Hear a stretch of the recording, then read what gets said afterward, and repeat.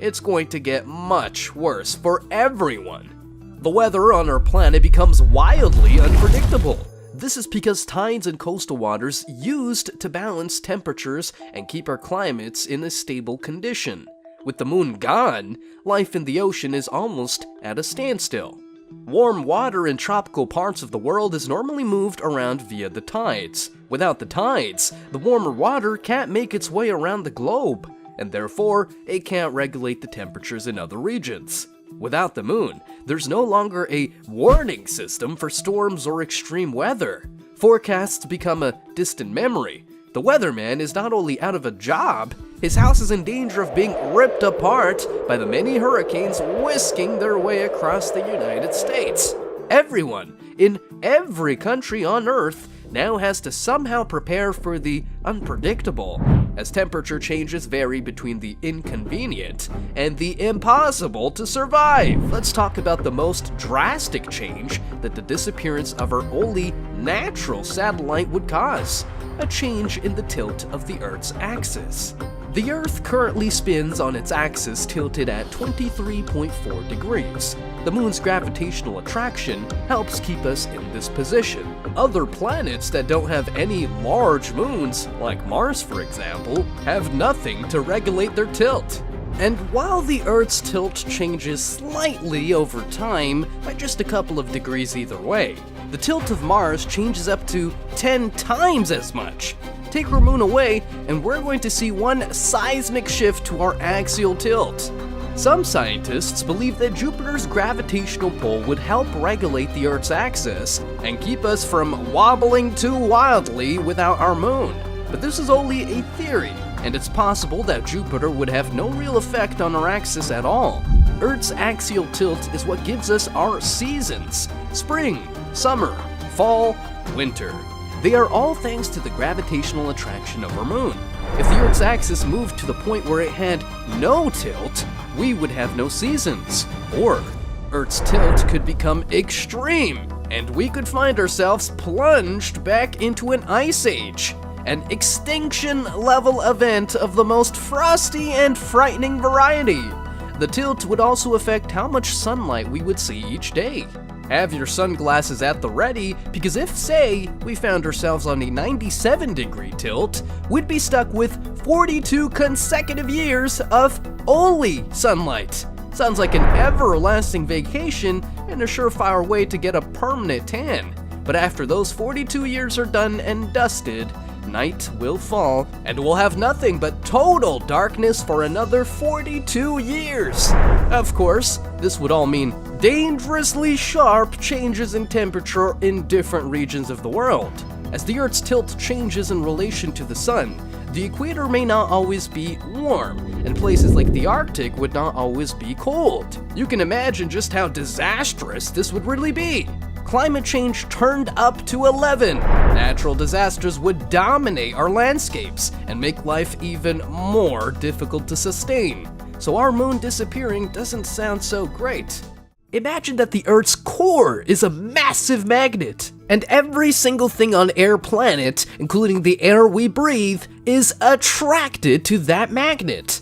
Now imagine that we just turn the magnet off. That's pretty much what we're expecting in a world without gravity. You float up in the sky, propelled by winds stronger than those seen during Hurricane Katrina. If you remember the scene from the movie Twister with the flying cow, you're now living that nightmare in real time.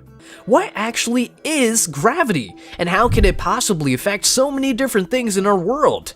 Gravity is an invisible force that pulls objects that have mass toward each other. Essentially, it's the thing that pulls two objects together. It's the reason why when you jump, you land back down on the ground instead of floating away. And it's the reason that the Earth orbits the sun.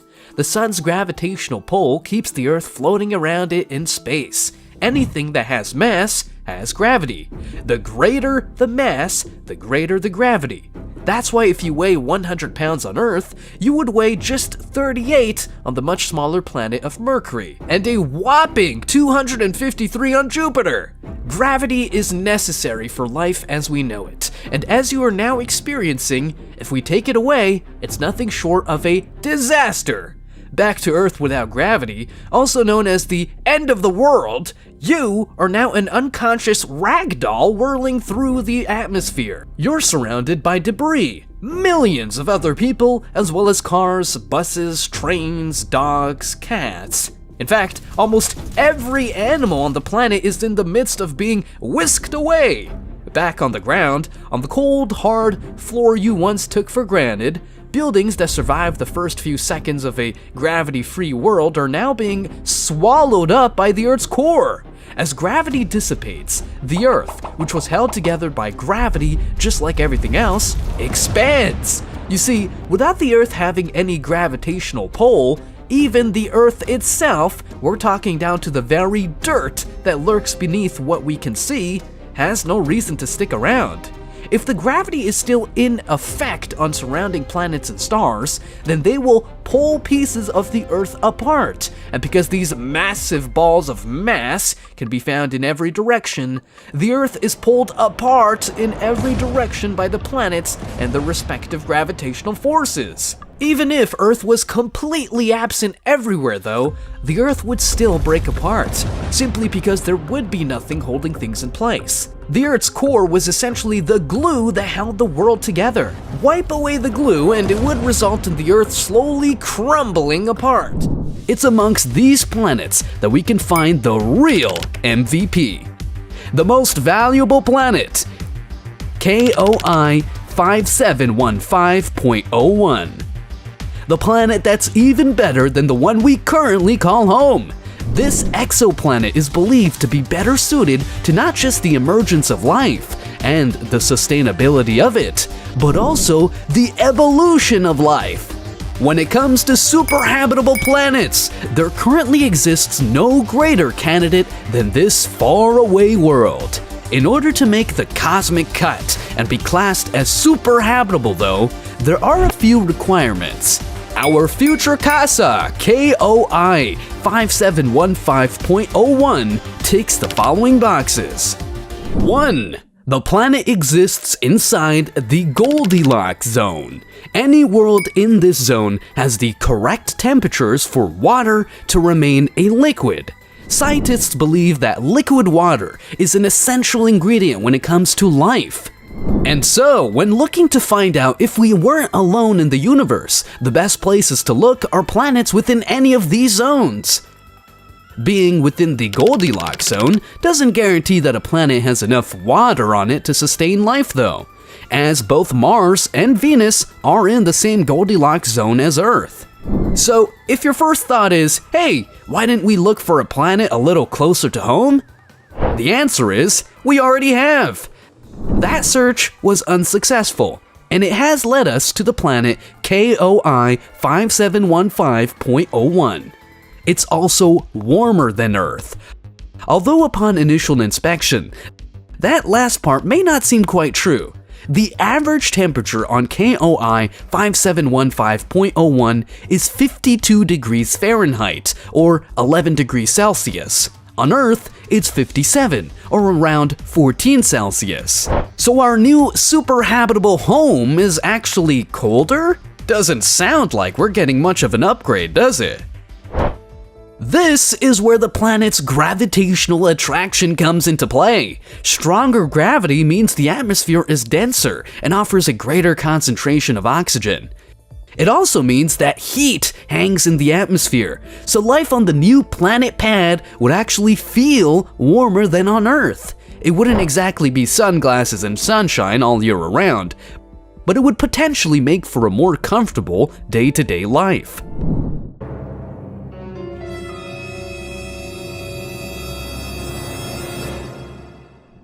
This is known as the event horizon. But on the other side of this coin, contrary to their names, black holes are not actually holes. They are huge amounts of matter condensed into a single space. Think Mary Poppins' magic bag, but of a more celestial size. Black holes are believed to be formed when a star dies. The star collapses in on itself, and as long as the remaining core is around 3 times larger than our Sun, it transforms into a point in space with an unimaginably strong gravitational pull.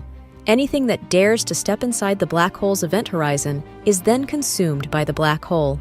Even if you are somehow able to maneuver as fast as the speed of light, whether it be via rocket ship or a ride on Superman's cape, once you cross the event horizon, there is no way to escape from the black hole.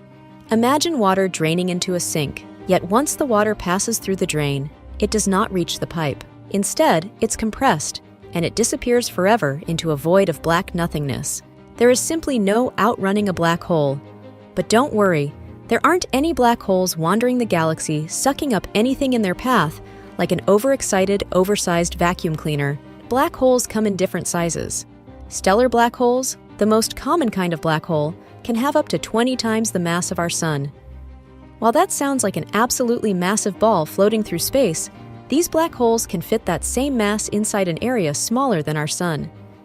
Supermassive black holes, on the other hand, can have the mass of millions of suns, and unsurprisingly, they come in much larger sizes.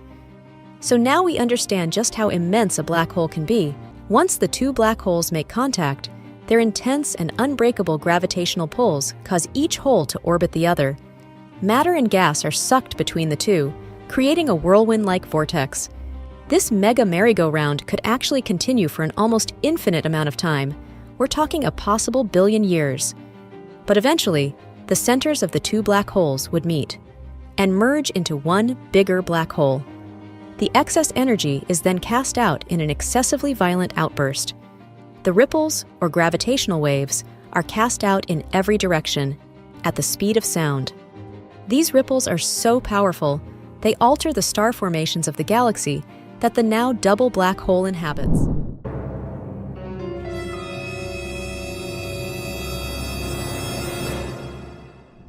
Hour 1 begins. The asteroid heads directly for Paris, France. A blinding light, one brighter than the sun, appears before your eyes. Within seconds, this intergalactic giant smashes into our planet's surface. With it, the asteroid brings energy, the amounts of which are almost unfathomable. Even an asteroid just 1 mile wide would bring energy equal to a 1 million megaton bomb.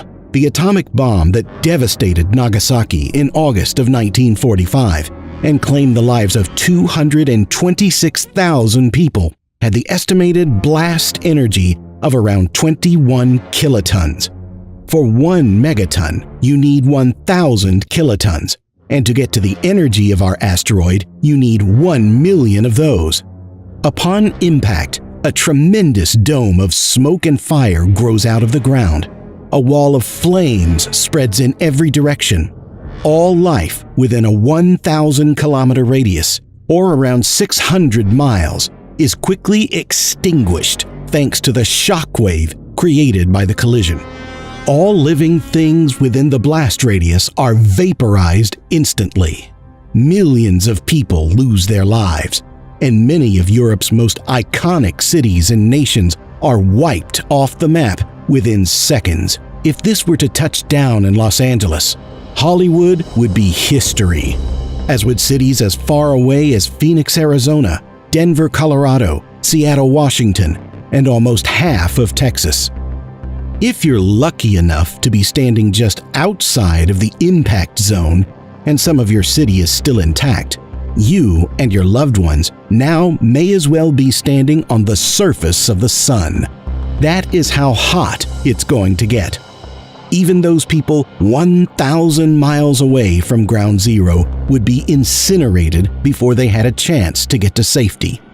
The thing is, with an asteroid this size, there are now very few places left on planet Earth where anyone is safe. The insane levels of heat brought on by the blast cause forests to spontaneously combust.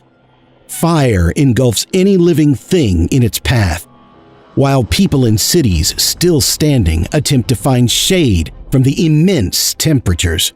Clothes ignite in an instant and melt off. Many suffer third-degree burns all over their bodies. Even for people far away, such as those in New York City, or even in India, will soon feel the unbearable heat. And though it will not prove fatal for them just yet, Hour 3 begins. Ash appears to hang in the air, replacing our once blue skies with darkness. But though it may appear stationary, it sprinkles into the ocean like a poisonous salt shaker, inflicting devastating damage on entire ecosystems. The ash acidifies the top layers of the sea, killing ocean life. Acid rain showers those left on land as animals desperately search for ways to prolong their now short lifespans. Earth has faced similar adversaries before. In fact, some of the species that we now share the planet with have too. 66 million years ago, an asteroid made contact with Earth. Scientists cite this as the big one that killed off the dinosaurs. So after the asteroid wipes us out, who takes over? How about this little guy? Cockroaches are famously resilient. What killed the dinosaurs wasn't enough to stop them. And while a can of bug spray is enough to send one of these creepy crawlies to the graveyard, the roaches would likely be one of the few species left standing, or perhaps scurrying, after an extinction-level event like our asteroid. Roaches will eat almost anything, so as much of life starves in the aftermath of the impact, cockroaches will be happily chomping away on anything from cardboard to animal excrement. Our 160 begins. It's now been 1 week since the end of the world as we know it. Our planet has been plunged into darkness. Plants yearn for sunlight that isn't coming, and temperatures are now freezing no matter where you are. This is a new ice age, and 70% of all life on Earth won't live to see another 12 months. As plants are deprived of the sunlight they require to survive, they perish.